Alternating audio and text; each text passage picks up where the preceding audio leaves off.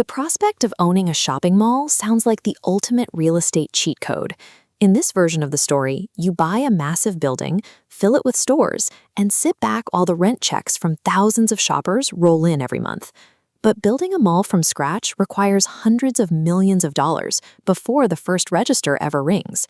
You have to secure tens of millions in land alone, pour the concrete, map out miles of wiring, and install the complex climate control systems needed to regulate 1 million square feet of space.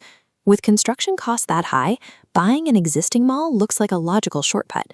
You skip the permits and the scaffolding by taking over a property that is already operational. While bypassing construction lowers the upfront price tag, taking over an older building introduces an entirely different, hidden set of economic risks. The retail industry is defined by a massive gap between the top tier and the bottom. On one end are pristine, billion-dollar mega malls. On the other are older, lower-tier properties decaying in struggling neighborhoods. Rolling Acres in Akron, Ohio illustrates this collapse. In its prime, the property was valued at over $33 million. By the early 2000s, it sold for less than $3 million, and eventually traded hands again for well under $2 million. This complex once housed over 140 distinct stores. By the end, it had become a completely dead asset that rapidly lost its remaining tenants and fell into ruin. This raises a central question. How does the exact same business model create billion-dollar empires on one side of town and worthless, rotting concrete shells on the other? A mall purchase is effectively a volatile bet on the demographics of the surrounding neighborhood. A winning bet results in a Class A mall. These properties sit near wealthy suburbs, feature luxury department stores, and maintain a long waiting list of brands trying to secure a spot inside. The modern corporations that control these successful properties usually structure themselves as real estate investment trusts, or REITs. This legal setup allows them to avoid corporate income taxes, as long as they pay out almost all their profit to shareholders. REITs allow massive companies to manage these assets by spreading the risk. They own dozens or hundreds of shopping centers at once, meaning if a single property fails, the broader portfolio remains financially stable. Individual private buyers putting all their money into a single property lack this corporate shield. Without a portfolio to lean on, they are completely exposed to the industry's hidden traps. Specific hidden operational costs often blindside these private owners before they collect their first rent check. The first trapdoor is the inherited lease. Many massive department stores signed their contracts decades ago, locking in shockingly low rental rates. As the new owner, you are legally bound to whatever deal the previous owner made, no matter how much it hurts your bottom line. Then there is deferred maintenance. If the previous owner cut corners to make the books look better, leaving you with massive repair bills for leaky million-square-foot roofs, cracked parking lots, and failing elevators, the final trapdoor is the most dangerous. Buried in the fine print of smaller retail leases is the co-tenancy clause. This creates a brutal chain reaction. If a major anchor tenant leaves, surrounding smaller stores are legally allowed to slash rent payments or walk away entirely. Because of these clauses, a mall can appear highly profitable and fully rented on paper, while secretly resting on a precarious financial trapdoor. Behind the steel and concrete, these properties operate as fragile financial ecosystems held together by vulnerable legal contracts. When the demographic bet pays off, the mall functions as a lucrative Class A fortress. But if you lose that bet, the collapse is often triggered by a single event: a struggling department store closing its doors for good. That single closure triggers the co-tenancy clauses, initiating a legal domino effect. The entire financial foundation of the mall can collapse overnight, even if the owner hasn't made a single operational mistake. The reality of retail real estate is that the loss of one key tenant can instantly turn a multi-million-dollar asset into an unsellable empty box. A modern shopping mall is a highly calibrated financial machine, built from strict mathematical blueprints. To understand how it operates, we are going to construct a profitability and risk map, layer by layer, directly over a blank megamall floor plan. This process will reveal why a tiny cart in the walkway can out-earn a massive department store, and how to identify the invisible tripwires that lead to a property's collapse. A commercial mall is a meticulously balanced ecosystem of financial risk and leverage. Every square foot carries a specific mathematical weight.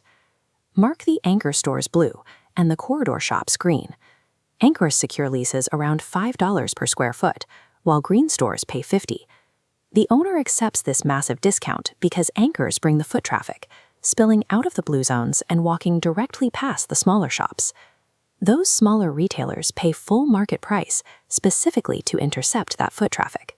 They are effectively subsidizing the steep rent discount given to the big department stores.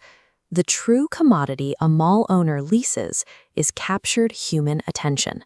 The physical building is simply the mechanism used to harvest it. Base rent is the foundation, but owners also act as silent partners. Once a store's annual sales cross a predetermined threshold, the property automatically takes a percentage cut of every dollar earned above that line. Shade the main corridors yellow for common area maintenance. The massive bill for lighting and cleaning is billed directly back to individual tenants based on size. Now place red dots at the absolute center of those yellow intersections to mark the kiosk spaces. In this environment, position dictates value more than physical size. A structure placed squarely in the pedestrian flow acts as a physical obstruction. Because a tiny 100-square-foot cart sits directly in the path of every single person passing through, it intercepts 100% of the foot traffic. The most lucrative real estate in commercial retail is the smallest physical footprint positioned inside a high-traffic bottleneck. To guarantee shoppers hit those bottlenecks, the building physically forces them to walk. Trace a path from one blue anchor to the opposite side, and you are following rules established decades ago by Alfred Taubin. He intentionally spaced the anchor stores apart by roughly 3 city blocks. A shopper walking between them is forced to pass dozens of smaller, high-paying storefronts along the way. The escalators are purposely banished to the extreme far edges of the property, requiring customers to traverse the full length of the corridor. By blending natural sunlight with interior artificial light, the design disconnects shoppers from the outside world, making it difficult to track time. Through these specific choices in distance and time management, the layout ensures that shoppers spend more time in visual contact with the high-rent corridors.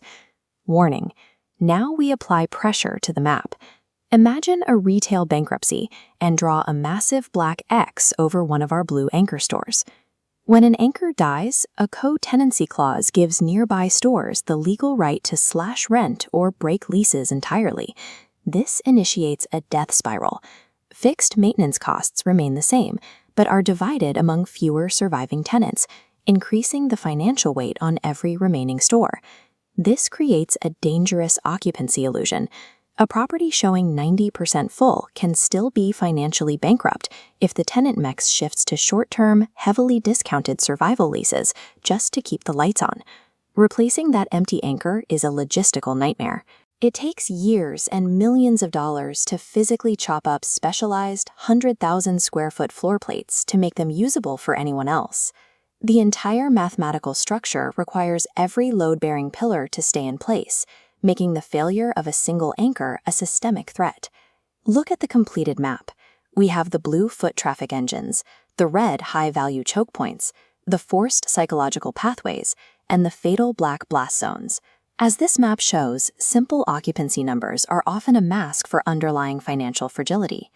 The next time you walk into a major shopping center, take this mental map with you. Look past the signs, observe the layout, and you can diagnose the true financial health of the building yourself. Because once the underlying math breaks, all that is left behind is the hollow reality of structural collapse. Why do some of these massive retail meccas thrive for decades, while others literally turn into rubble? Well, we're going to break down the quiet financial dominoes and the brilliant adaptation strategies that will completely change how you look at these giant properties forever. To really wrap our heads around this, let's look at a case study. And I want you to focus on this number right here, 98%. That was the occupancy rate at Rolling Acres Mall in Akron, Ohio, right around the mid-90s. This place opened up back in 1975 with a Sears, and fast forward a bit, it was an absolute local powerhouse. We are talking over 140 stores, 5 huge department store anchors, a movie theater, the whole shebang. At 98% full, it was basically printing money. It felt invincible. But hold on to that image, because if you think a packed mall is a safe mall, well, you're in for a shock. Because just a decade later, barely 10 years after hitting that absolute peak, this exact same property was dumped in a fire sale for just $1.6 million, which is just wow. The sheer scale of that drop is mind-blowing. We're talking about a massive, sprawling complex that was once valued at well over $30 million. So you really have to ask yourself, how on earth does an asset hemorrhage that much value that fast? Well, the reality of a retail collapse is that it's almost never one huge, dramatic explosion. Instead, it is a slow, quiet sequence of falling dominoes, where every single drop makes the next one almost inevitable. For Rolling Acres, the cracks started showing when a shiny new renovated mall opened up nearby in the late 90s. Then Target packed up and relocated. Then Dillard's closed its doors. Another anchor tried rebranding twice before just completely throwing in the towel. By 2008, the entire interior was shut down. The absolute last holdout, a JCPenney outlet, finally left in 2013. And what happened once those doors locked is just grim. The empty shell became a magnet for scrappers, stripping out anything of value. Tragically, a guy actually lost his life getting electrocuted trying to rip copper wire out of a power box. Vandals smashed the skylights, which meant rain and snow just poured straight inside year after year, completely rotting the place from the inside out. The owners bailed on the property taxes, racking up $1 million in debt before the city finally had to seize it. Eventually, it was totally demolished, and today, an Amazon distribution center sits right on top of its grave. Now, this slow-motion disaster didn't happen in a vacuum, right? It was tracking perfectly with the explosion of online shopping. See, for most of the 20th century, a mall's actual product wasn't really the stuff you bought. It was convenience. You were willing to drive across town and fight for parking just so you could compare 5 different shoe stores in one afternoon. But the internet, it entirely broke that monopoly. Today, you sit on your couch, compare 100 options, get next-day delivery, and you never have to deal with a single checkout line. Once that monopoly on convenience vanished, a very specific type of property started bleeding out. Analysts call this the vulnerable middle. Basically, these were the spots that weren't quite upscale enough to offer a luxury VIP experience that you couldn't get online, but they also weren't cheap enough to go toe-to-toe with massive discount retailers. The ones stuck in the middle, especially if they had existing debt or were in towns losing population, man, they were hit first, and they were hit the absolutely hardest. So here is the absolutely crucial concept. From the outside, a mall just looks like a giant box filled with independent stores. But from the inside, from a business analyst's perspective, it is a single, tightly interconnected financial ecosystem. Every single tenant's fortune is quietly, deeply tied to everyone else's under that roof, whether they realize it or not. And that ecosystem is incredibly fragile. Let's break down just how fragile it is by looking at the best and worst case scenarios for an owner. In an optimistic world, you've got low vacancy, a killer mix of shops and food, and great foot traffic. That means steady income from base rent plus percentage rent, which is literally what made developers like Alfred Tubman billionaires. But look at the realistic bad scenario. When stores empty out, the massive fixed costs of that colossal building, property taxes, insurance, utilities, they do not budge. The city doesn't care if you have 10 empty stores, the tax bill is exactly the same. And the spark that usually ignites that disaster scenario? It comes down to one absolutely lethal legal mechanism: co-tenancy clauses. This is a game changer. When just one major anchor store packs up, it triggers these hidden contract clauses. Suddenly, out of nowhere, dozens of smaller tenants legally get the right to slash their rent or sometimes just break their lease entirely and walk away. Meanwhile, the owner is left staring at a gigantic, dark anchor box that brings in zero cash, but still needs security and maintenance.